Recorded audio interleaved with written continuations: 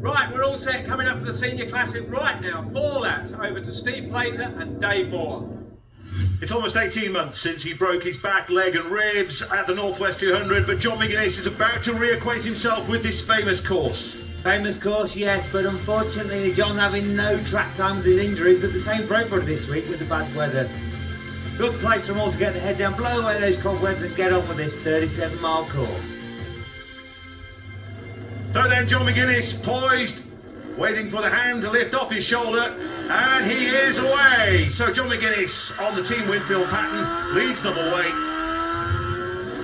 Next away, Alan Oversby, a strong contender as well on the Honda Davis bike.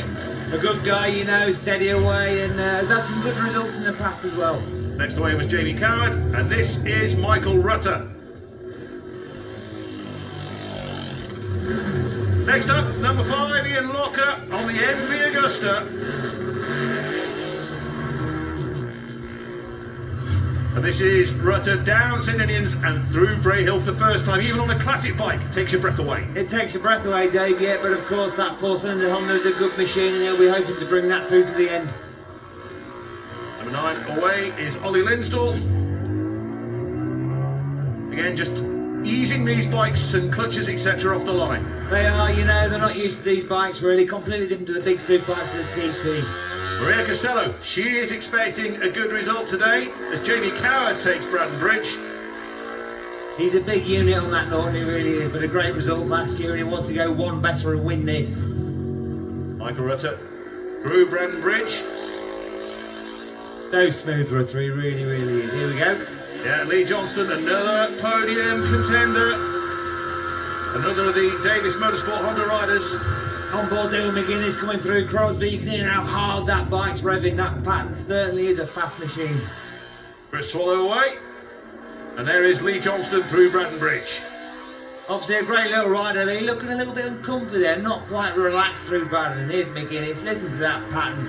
They go so well, you know. These bikes are so fast in a straight line. Look at that. It's Maria Costello going through. That's Ollie Linstall. Yeah, Maria Costello then. She's made up to 10 seconds on Ollie Linstall already at Crosby.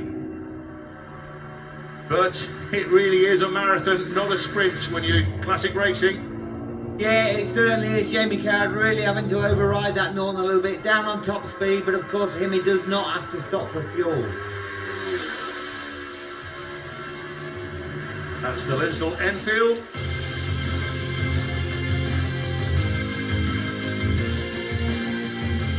Well, after Ramsey, well, you know, you come over Ballaugh and you try and keep the bike nice and calm and run down through Sulby Straight and down to Ginger Hall. And from Ginger Hall through to Ramsey, that's probably the roughest part of this circuit, it really, really is. McGuinness there, lovely and slick and smooth, as usual over the jump.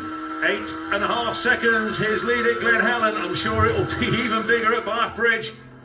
And here is the man in 4th place, Jamie Coward, just behind Alan Oversby. Michael Rutter coming into Ballaugh.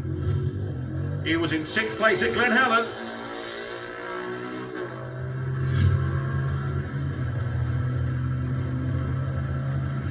Humming, that Honda's humming through there. Here's Maria. And Maria Costello up into 2nd place. He's just 1.3 seconds ahead of Alan Oversby. James Hillier down in 9th at Glen Helen. Look, bit of a mistake there. Lee Johnson just missed a gear, or wrong gear going over Bath Bridge. Oh, Ollie Linstall's out. Sulby Bridge. Oh, that's a shame. Ollie Linstall was down in about 10th place. And then from Ramsey over the mountain.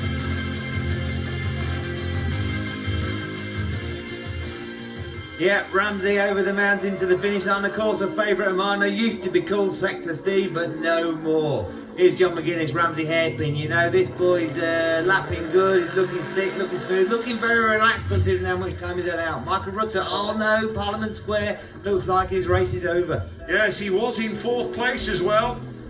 So a shame then for Michael Rutter.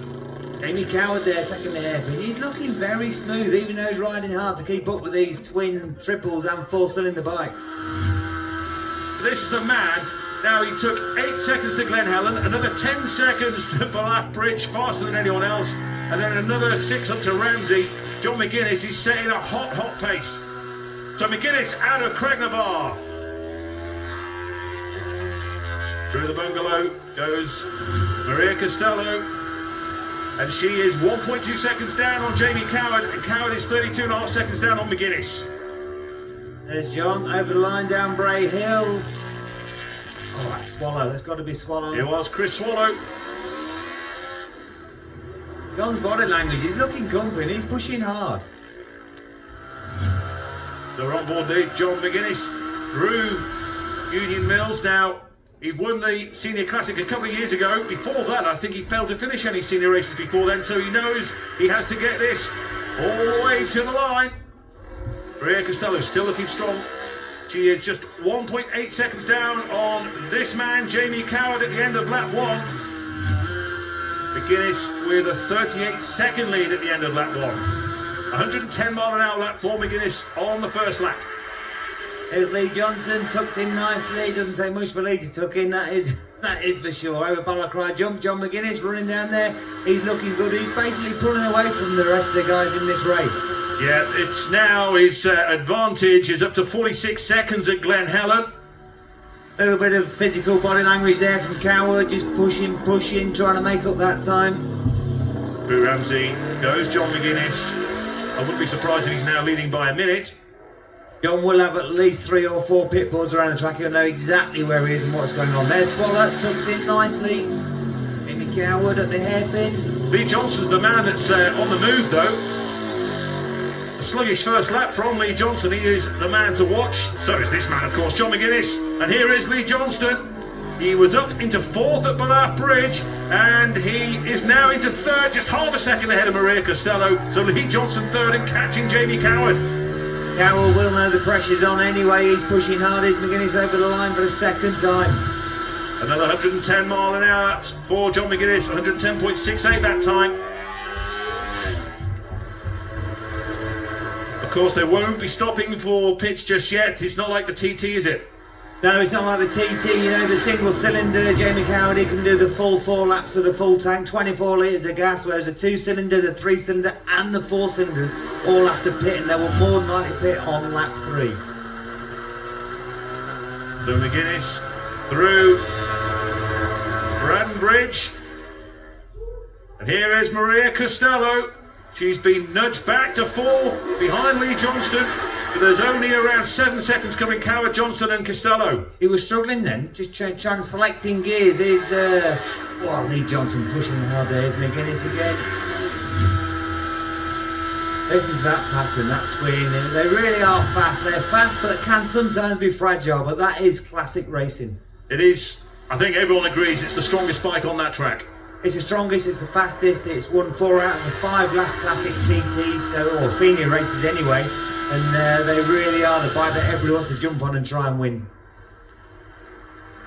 So Jamie Coward's still going strong, but he's been passed by Lee Johnston. There is nothing between them in the battle for second place. This man is now, he was 82 seconds ahead at the Ballaugh Bridge, and that will have extended this time.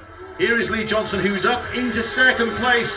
He's just a couple of seconds ahead of Jamie Coward.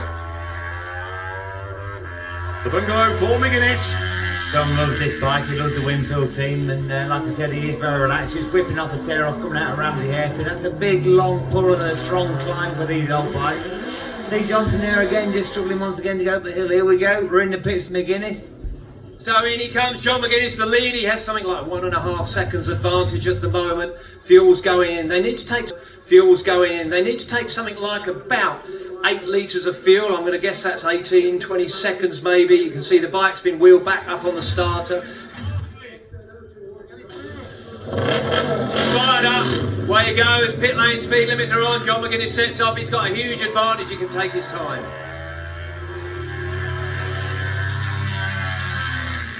Second place man in, engine stop, number 13, Lee Johnson. He's got the Honda.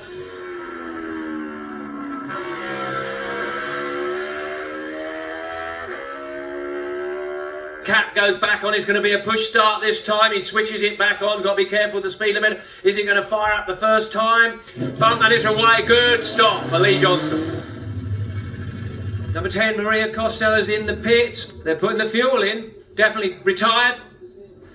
Sadly for Maria, she's out. Just had the word that the bike is not running correctly. Same there for Maria, that's her favourite race and her favourite bike for the year, really. McGuinness at the Ramsey hairpin for the last time. Climb up the mountain. 92-second lead at the end of lap 3. Next into Ramsey comes Jamie Coward in second place. He's in that battle with Chris Swallow and Lee Johnston. Got back in second place there after Lee Johnson had to pit for fuel. John's pushing over the mountain now, but he's in his comfort zone. He's cruising back really, and as long as he has no mechanical issues, I'm sure he's going to get there first. Lee Johnson, of course, had to stop. He got pushed to 4th place behind Chris Swallow, but he was 14 seconds down at Glen Helen, 7 seconds at Ballaugh. What will it be here at Ramsey? It is a big battle for 2nd, 3rd and 4th. Here's John just passing Grant Sellers. He's going to get the whip of the Patton Fumes as he flies past him up the mountain. And here is Chris Swallow. So that is 3.6 seconds the advantage for Chris Swallow. He's still 3rd, but Lee Johnson is taking chunks out of him. Look at that body language, head down, pushing hard. He knows what's coming, he really does. He's desperate for a result. And this is the result I think everybody wanted after everything he's been through for the past 18 months. To get back to the Isle of Man and to make what will be a winning return. He's looked so comfortable throughout as he exits. And here he comes across the finish line. It's victory for John McGuinness. Lovely to see the crowd there on their feet, waving programmes, clapping their hands for the King of the Mountain. Strong second place for Jamie Coward, with Lee Johnson edging out Chris Swallow for 3rd, but it's all about the man himself, John McGuinness, race winner. John, congratulations. I'm absolutely thrilled for you. After all the pain of the last few years, this has surely got to make it worth it. I would say it's a bit emotional, to be honest. You know, I was going up the mountain on the last lap. I was reading my pit board. I thought if it all goes to good here, you know, if nothing goes wrong. And I was talking to the bike. I was saying, "Oh, just get me to the finish." And I started getting a bit emotional at one point, and then. But then you've got to get yourself back into concentration because you haven't finished till you cross the line. But I will say the fans out there were special. You know, there's a lot of people out there. They're all on the bike with me. I love the little signs and the boss is back, and there's a few little pit boards I could read and stuff. So there's some cool bits to. I'll never ever forget that. So, you know, coming through, you know, broken back, broken rib, broken dislocated thumbs, and yeah, to jump on a bike and win another race is really, really special.